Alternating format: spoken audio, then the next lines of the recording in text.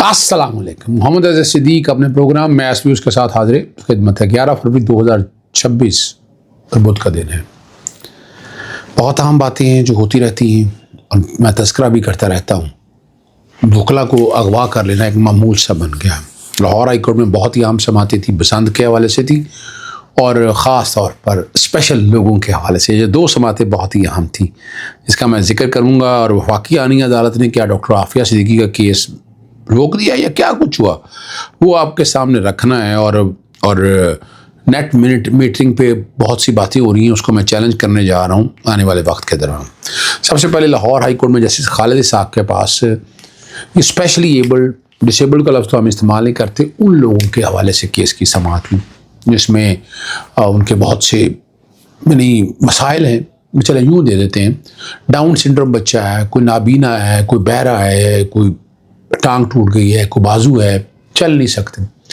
تو ان کا international convention ہے، پاکستانی قانون میں پہلے یہ 2% ان کا کوٹا ہوتا تھا، ان کو رائٹس ہیں پریویلیج، لیکن اس کے لیے بڑی جدوجہد میں نے کی ہے. اور جہاں ان کا کوٹا انفورسمنٹ کرائی وہاں ان کے لیے ایک علیحدہ قانون بنا، وہ جسٹس جواد حسن کو کریڈٹ جاتا ہے. اس قانون پہ عمل درآمد نہیں ہو رہا تھا.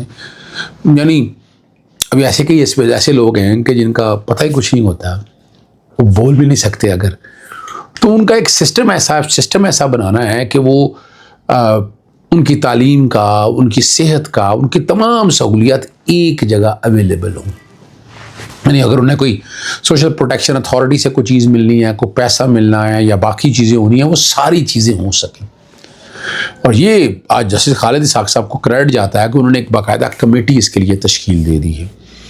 کمیٹی میں نے پی این ڈبلیو کا میں نے کہا ہے، میں نے پنجاب انفارمیشن ٹیکنالوجی بورڈ کا کہا ہے، میں نے وہاں وزارت تعلیم کا کہا ہے، میں نے وزارت صحت کا کہا ہے، میں نے کہا ان سب لوگوں کو، اور سوشل ویلفیئر ڈپارٹمنٹ بھی موجود ہے اور سوشل پروٹیکشن اتھارٹی کا بھی میں نے کہا ہے کہ ان سب لوگوں کو اس میں انوالو کیا جائے. اور میں نے ایڈوکیٹ جنرل کا آفس سے بھی کہا ہے کہ ان کو بھی ساتھ لگایا جائے تاکہ ہم اس کا ایک حل نکال سکیں. پھر ان کے رائٹس ہیں سر. کئی ایسے لوگ ہیں جو ڈاؤن سنڈروم بچے ہیں، ان کے والدین ان کا دھیان نہیں رکھتے، تو کم از کم اس سسٹم کے ذریعے دھیان تو رکھا جائے گا. کسی اسکول میں پڑھنے کے لیے کوئی اور مسائل ہیں، ان کے اور ایشوز ہیں، آٹزم جو بچے ہیں وہ اس کے کانٹیکس کے حوالے سے. تو آج جسٹس خالد اسحاق صاحب نے اس بات کو سامنے رکھتے ہوئے ایک باقاعدہ ایک پراپر میکنزم جو ہے تاکہ ان لوگوں کے حقوق کا خیال ہو سکے. دوسرا اہم معاملہ بسنت والا تھا. آج عدالت کی بڑی تعریف کی جسٹس ملک اویس خالد صاحب کی کہ آپ کی وجہ سے یہ سیب بسنت ممکن ہو سکی، ورنہ تو نہیں. حکومت تو سوئی ہوئی تھی. آپ ان کے مختلف آرڈر سے، جس کا میں نے تذکرہ بھی کیا، ذکر بھی کیا، اور پھر میں نے 6 اموات کے حوالے سے اور زخمی ہونے کے حوالے سے کہ یہ ڈیٹا لے کے آئیں، بتائیں عدالت کو کیا ہوا، کس طرح کیا کیا آپ نے اس کانٹیکس کے حوالے سے، جس میں اموات ہونے کے حوالے سے بات بھی ہے اور جو زخمی لوگ ہیں اس میں ہوم سیکرٹری سے اور سٹی چیف پولیس آفیسر سے لاہور کے، ان سے یہ رپورٹ مانگی ہے کہ جا کے عدالت کو آ کر معاونت کریں. یہاں بڑا وضاحت کے ساتھ بتایا تھا میں نے تو بڑی کلیئرٹی کے ساتھ بتایا تھا کہ نہیں جناب، یہ جو حکومت پنجاب بتا رہی ہے کہ اس نے کیا، اس نے کیا کیا؟ کچھ نہیں کیا جناب، اس نے کچھ نہیں کیا. یہ کریڈٹ کس کا جاتا ہے؟ کریڈٹ تو جاتا ہے جناب عدالت کو، جسٹس ملک اویس خالد صاحب کو. 17 تاریخ کے لیے کیس کو ملتوی کیا ہے. 17 کو دوبارہ اس کی سماعت ہوگی.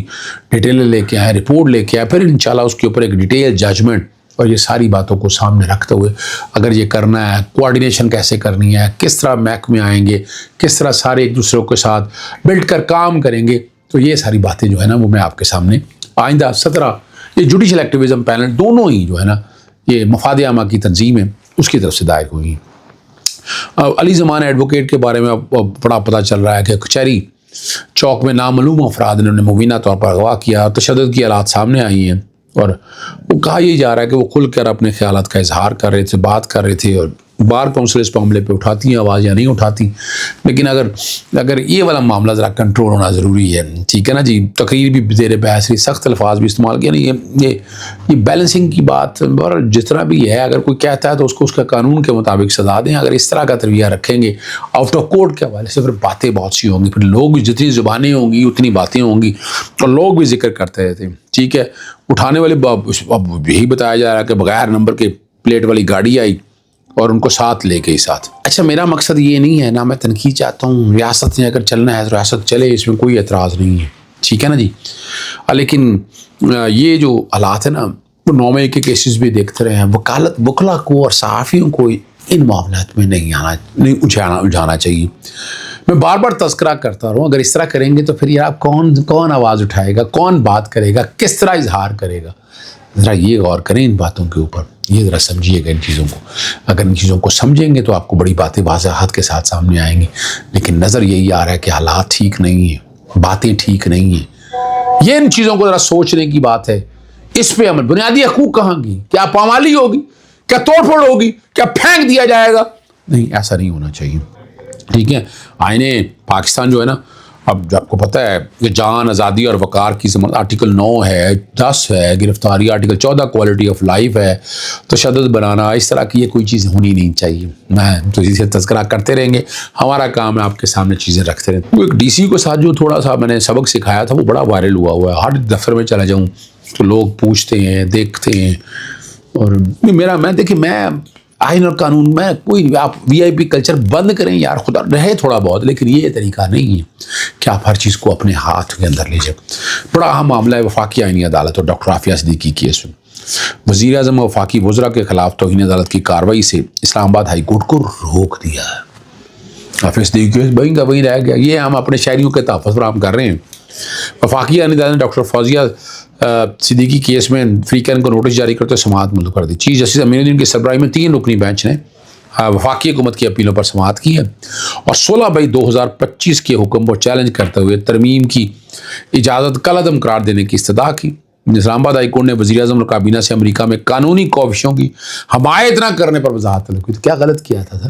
چلیں بہرحال یہ ہو گیا ہے اور وفاقی حکومت کا موقف ہے کہ درخواست میں ترمیم عدالتی اختیارات سے تجاوز اور طے شدہ مقدمات کی حتمیت, فائنلٹی کے خلاف ہے اور طویل عرصہ بعد نپٹائے گئے معاملے کو دوبارہ کھولنا قانونی اصولوں کے خلاف ہے. وفاق کے مطابق معاملہ خارجہ پالیسی اور بین الاقوامی قوانین سے جڑا ہے. بس سمجھ آئے آپ, میں آگے کچھ نہیں کہنا چاہتا. ترمیم شدہ درخواست میں رہائی اور ڈاکٹر عافیہ صدیقی کی واپسی کے لیے اقدامات کو آئینی ذمہ داری قرار دینے کی استدعا کی تھی. حکومت کے مطابق اکتوبر 2024 میں وزیر اعظم نے امریکی صدر کو رحم کی اپیل میں خط لکھا, اعلیٰ سطحی وقت امریکہ بھیجا اور قیدیوں کی منتقلی سے متعلق معاہدے کی کوششیں کی گئیں. تاہم امریکی حکام نے قیدیوں کے منتقلی معاہدے پر آمادگی ظاہر نہیں کی تھی. یاد ہوگا وہ شکیل افریدی, یاد ہونا چاہیے آپ لوگوں کو. وزارت ماحولیاتی تبدیلی نے جو ہے نا وہ پیپر اور ملبری کو غیر مقامی درخت قرار دیتے ہوئے کٹائی کو جائز ہے. اسلام آباد کے حوالے سے اب وہ جانے ٹھیک ہے نا جی. کل سماعت کے لیے مقرر تھا لیکن کل جسٹس خادم حسین سومرو کی جو کاز لسٹ ہے نا وہ منسوخ ہو گئی ہے.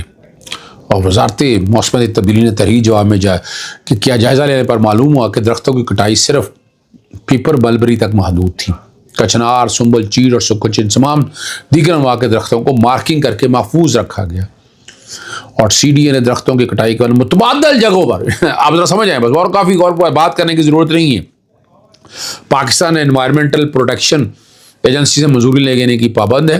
اسلام آباد وائلڈ لائف مینجمنٹ سے بھی مشاورت ضروری ہے اور کٹائی کا علم ہوا تو سیکٹری داخلہ کو خط لکھ کر خدشات اور تشویش کا اظہار کیا. پاکستان انوائرمنٹل پروٹیکشن ایجنسی نے بھی C D A member environment کو خط میں جوائنٹ پلاننگ اور مشاورت پر زور دیا. اور آخری بات, نیٹ میٹرنگ ریگولیشن میں تبدیلی کے بعد پروٹیکٹڈ صارفین پر بھی فکس چارجز عائد کرنے کا فیصلہ کیا ہے اور شدید احتجاج ہونا چاہیے اس کے اوپر اور سخت رد عمل ہے. نیپرا کو لیٹر لکھیں گے. میں تو چیلنج بھی کر رہا ہوں, خاتمہ جو ہے نا یہ عوام مخالف ہے, میں اس کو قرار دوں گا.